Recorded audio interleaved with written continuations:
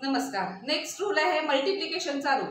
म्हणजे if u y is equal to u dot v, म्हणजे u into v असेल असं फंक्शन आलं असेल तर direct derivative of u into derivative of v लिहिता येत नाही. तर त्यासाठी काय रूल आहे, then d y by D x म्हणजे वाय डॅश कसं येणार तर यू फर्स्ट जे काही असेल variable u into derivative of v d v by D x म्हणजे डेरिव्हेटिव्ह ऑफ यू किंवा व्ही डॅश म्हणतो प्लस व्ही म्हणजे second function into derivative of U म्हणजे D U by D X. ह्या रूलने किंवा ह्या फॉर्म्युल्याने ते अप्लाय करायला लागतं. सो मल्टिप्लिकेशनसाठी हा रूल आहे. आता तो रूल कसा आला ते बघूया. सेम प्लस आणि मायनससाठी जी आपण मेथड यूज केली तीच करणार आहोत की वाय मधली इन्क्रीमेंट जर असेल तर अर्थातच यू आणि व्ही मध्ये पण स्मॉल इन्क्रीमेंट होणार आहे. ती इन्क्रीमेंट किती असणार आहे की अगदी टेंडिंग टू झिरो म्हणजे delta x tending to zero इतकी इन्क्रीमेंट असणार ती.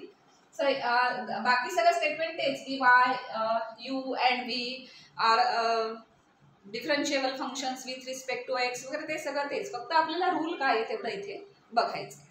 डिटेलमध्ये थेरम तुमच्या 11वी 12वी किंवा BSc कुठल्या तरी बुकमध्ये असणारच. So y is equal to u dot v. आता आपण हा रूल कसा आला तेवढं फक्त बघूया. सो वाय मध्ये आपण एक इन्क्रीमेंट घेणार आहोत. सो वाय मध्ये इन्क्रीमेंट आहे Y plus delta Y, small increment झाली. देन यू मध्ये पण होईल Y plus delta U and V plus delta V, या स्मॉल इन्क्रीमेंट्स आहेत. आता हे जर झालं तर वाय प्लस डेल्टा वाय ची व्हॅल्यू काय लिहिता येईल, then Y plus delta Y is equal to U plus delta U. आता Y is equal to U into V आहे, त्यामुळे यू प्लस यूच्या ऐवजी काय येणार आहे यू प्लस डेल्टा यू. जसं आपण f of x plus h तिथे घालतो ना, एक्सच्या ऐवजी f of x plus h असेल. सो एक्स प्लस एच सारखंच एच टेंडिंग टू झिरो, हे अगदी स्मॉल आहे डी यू किंवा d v tending to zero आहे. स्मॉल इन्क्रीमेंट स्मॉल चेंज आहे त्याच्यातलं. इंटू काय असणार आहे व्ही प्लस डेल्टा व्ही.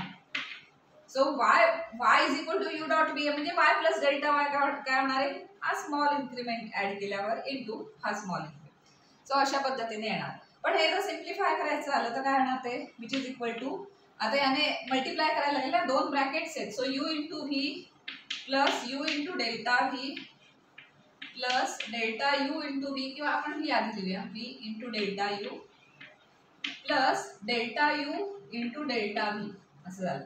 ते कशाला आला की वाय प्लस डेल्टा वाय ची व्हॅल्यू ही एवढी सगळी आहे. आता हा वाय इथे आहे तो जर इकडे नेला तर डेल्टा वाय इथे राहील फक्त. मग dx ने आपण डिवाइड करणार आणि मग लिमिट घेतल्या डेरिव्हेटिव्हचा फॉर्म्युला मिळेल आपल्याला.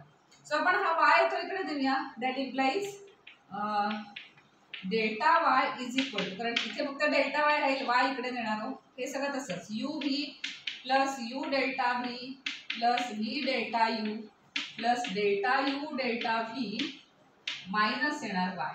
पण वाय हा ओरिजिनली काय होता y is equal to u v होतं इक्वेशन 1. सो वायच्या इथे जर यू व्ही घातलं then that implies delta Y is equal to u v plus u delta v plus v delta u plus delta u delta v minus u V. वायची value घातली तर u v आणि u v cancel होईल आणि फक्त एवढंच राहील. आता या सगळ्याला जर delta x tending to zero ह्या स्मॉल नंबरने जर आपण डिवाइड केलं, when we say delta x tending to 0 that doesn't mean की delta x is equal to 0 असं होत नाही. डेल्टा एक्स म्हणून आपण टेंडिंग टू झिरो असं म्हटलंय ना, कारण एखाद्या नंबरने डिव्हाइड करायचं असेल तर तो नॉन झिरो असला पाहिजे हे कन्फर्म झालं पाहिजे. सो आपण जेव्हा ह्या सगळ्याला dx ने डिवाइड करणार, because we know that delta x not is equal to zero, delta x tending to zero small आहे पण not equal to zero. So we can divide both side by delta x because it is non-zero number. So delta x ने divide केलं तर काय होणार, that implies delta y upon delta x is equal to सगळ्याला divide करणार u delta v plus.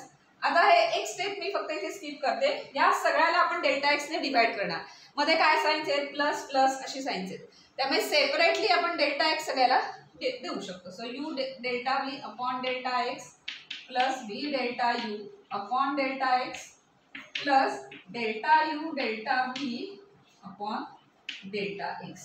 आता इथे मात्र लास्ट टर्म आहे ती delta U into delta V upon delta x आहे, त्यामुळे या दोन्ही टर्मना सेपरेट डेल्टा एक्स नाही देता येणार कारण स्क्वेअर नाही आहे डेल्टा एक्सचा. सो आयदर तुम्ही लिहू शकता delta u upon delta x आणि डेल्टा व्ही सेपरेटली, और delta V upon delta x एकत्र अँड डेल्टा यू सेपरेटली असं पुढच्या स्टेपला आपण लिहू शकतो. आता आपल्याला ह्या सगळ्याचं लिमिट घ्यायचं as delta x tending to 0. की आपल्याला डेरिव्हेटिव्ह मिळेल लेफ्ट साईडचं आणि त्याच्यावरून राईट साईड काय येते ते आपल्याला बघता येईल. As delta x tending to 0 जर डेरिव्हेटिव्ह घेतलं आपलं लिमिट घेतला तर लेफ्ट साईडची डेफिनेशन ही डेरिव्हेटिव्हची होईल. बेसिक डेरिव्हेटिव्हची डेफिनेशन आहे ती आणि ह्याला आपल्याला वाय डॅश किंवा dy by dx असं म्हणता येईल. So taking limit on both side. So limit as delta x tending to 0 हा जो डिनॉमिनेटर आहे tending to 0 delta y upon delta x is equal to limit delta x tending to 0 u delta y तो d भी नहीं है अभी delta y upon delta x plus limit as delta x tending to 0 v delta u upon delta x plus limit delta x tending to 0 delta u upon delta x. Suppose आपण एका term मध्ये लिहिलं तर into फक्त काय लिहिणार delta v, कारण limit आपण सेपरेट करू शकतो ना, लिमिटला तो रूल आहे. आता लिमिट बघा इथे delta u upon delta x एक टर्म आपण कन्सिडर केली आणि डेल्टा v सेकंड. तर नेक्स्ट स्टेपला आपण याचं लिमिट सेपरेटली आणि ह्या डेल्टा व्हीचं लिमिट सेपरेटली तिथे आपण घेऊ शकतो, बिकॉज लिमिटचा मल्टिप्लिकेशन मध्ये आपण सेपरेट लिमिट्स घेऊ शकतो. आता सगळ्यांचे आन्सर्स काय आहेत आपण बघूया.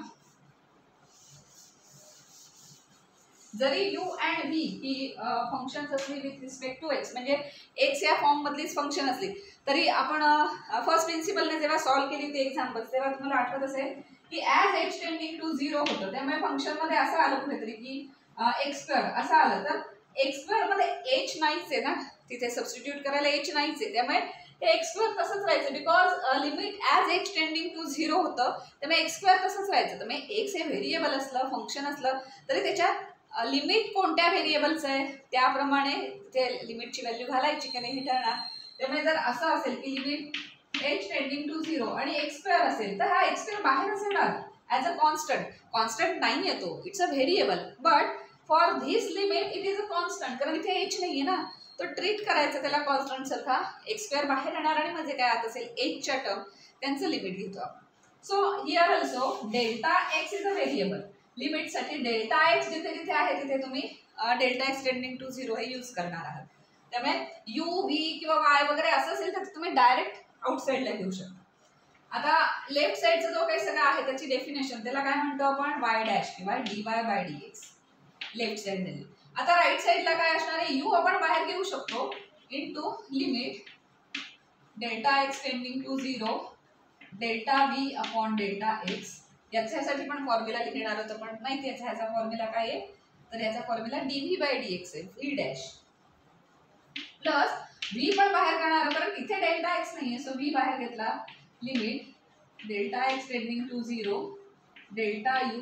v हा काही कॉन्स्टंट नाहीये पण सध्या डेल्टा एक्स टेंडिंग टू 0 साठी हा कॉन्स्टंट सारखं ट्रीट करणार पण की त्याच्यात काही कारण डेल्टा एक्स नाहीये कुठे, त्याला बाहेर घेतलं. प्लस आता हे सेपरेट लिमिट घेऊया इथे limit delta x tending to 0 du by dx एक लिमिट झालं into limit delta x tending to 0 dv delta v असं झालं. तर कशाची लिमिट्स काय काय येतात ते बघूया. लेफ्ट साइडचं कळलं आपल्याला याचं लिमिट dy बाय dx आहे. So therefore dy by dx is equal to हे u तसंच राहिलं कारण लाईक अ कॉन्स्टंट आणि ह्या सगळ्यासाठी फॉर्म्युला काय आहे कशाचा फॉर्म्युला आहे तर dv बाय dx किंवा v डॅशचा फॉर्म्युला आहे.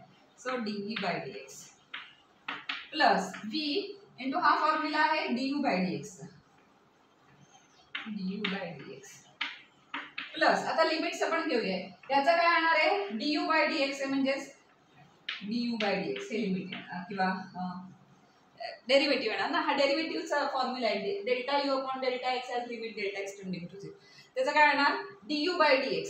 पण आता हे जे आहे याचं लिमिट नक्की काय येणार इथे आता वाटतं की हे v आहे डेल्टा v आहे पण delta x delta V delta u delta Y हे सगळे काय होते स्मॉल इन्क्रीमेंट्स आणि स्मॉल इन्क्रीमेंट्स कसे होते तर as delta x tending to 0 small म्हणजे किती नॉट एक्झॅक्टली 0 पण tending to 0. So as delta x tending to 0 delta v also tends to 0 delta u also tends to 0 हे सगळे टेन टू झिरो म्हणजे टेंडिंग टू झिरो म्हणजे इतके negligible आहेत, इतके निग्लिजिबल आहेत की ह्या डेल्टा व्ही ची व्हॅल्यू सुद्धा टेंडिंग टू झिरो आहे. आता त्याची लिमिटिंग व्हॅल्यू काढायची. सो हे इथे जरी delta x tending to zero असला आणि इथे वेगळं फंक्शन दिसतंय डेल्टा व्ही, तरी ऍक्च्युली डेल्टा व्ही जो आहे मुळात आपण घेतलेला that is tending to zero. त्यामुळे लिमिट सबस्टिट्यूट करताना जे टेंडिंग टू झिरो असतं तिथे एक्झॅक्टली झिरो ही व्हॅल्यू घालतो आपण. जसं आपण एच टेंडिंग टू झिरो म्हणतो, बाकी सगळे कॉन्स्टंट बाहेर आणतो आणि जिथे जिथे एच असेल तिथे झिरो ही डायरेक्ट व्हॅल्यू घालतो. कारण लिमिटिंग व्हॅल्यूज आणायची आपल्याला, त्याच्यात काही परफेक्ट एक्झॅक्ट एक ॲक्युरेट व्हॅल्यू असते असं नाही, थोडी एरर असणारी, थोडी तिथे टेंड होणारी किंवा त्या नंबरपाशी जाणारी व्हॅल्यू असते. So as delta x tending to zero, delta v सुद्धा टेंडिंग टू झिरोच असतो. म्हणजे ह्या झिरोचंच लिमिट काढल्यासारखं आहे. पण झिरो म्हणजे हा डेल्टा व्ही झिरो झाला जवळजवळ, म्हणजे ह्या झिरोचं लिमिट काढल्यासारखं म्हणजे किती आलं, झिरो इतकं लिमिट आलं त्याचं, त्यामुळे ते झिरो झालं. सो फायनली काय राहिलं, therefore delta y upon delta delta नाही हा dy upon dx is equal to काय राहिलं, u into dv by dx plus v into du by dx. आणि दिस इज युअर फॉर्म्युला और rule for taking derivative of multiplicative function. म्हणजे u into v ही differential functions असतील, त्यांचं multiplication असेल तर डेरिव्हेटिव्ह घेताना हा रूल अप्लाय करायला लागतो. डायरेक्ट आपण डेरिव्हेटिव्ह त्याचं घेऊ शकत नाही. डायरेक्ट नुसते दोन डेरिव्हेटिव्ह घेतले आणि मध्ये मल्टिप्लिकेशन दिलं असं होत नाही. हा रूल अप्लाय करायला लागतो. रूल आता हा पाठ करून ठेवायला लागेल, कारण कुठेही हाच मल्टिप्लिकेशनसाठी रूल अप्लाय करणार. तो पाठ करताना सोपी मेथड म्हणजे जी मी यूज केली होती, की आम्ही यूज करायचो जी आमच्या क्लासमध्ये मेथड, ती अशी होती की यू इंटू व्ही याचा डेरिव्हेटिव्ह कसा येतं, तर फर्स्ट हे यू हे फर्स्ट फंक्शन म्हणूया, व्हीला सेकंड, कुठलंही उलटं सुलटं मल्टिप्लिकेशनला चालतं, उलटं सुलटं म्हटलं तरी. आता जर डिव्हिजन येते किंवा मायनस असतं तेव्हा उलटं सुलटं करून चालत नाही, बरोबर ना, प्लेसेस चेंज करून चालत नाही, प्लस किंवा मल्टिप्लिकेशनला चालतं. So anything is first function your, anything is second, कुठलं तुम्हाला जे सुटेबल आहे त्याला फर्स्ट म्हणा सेकंड म्हणा, त्याप्रमाणे असं अरेंज करा. So u is a first function suppose.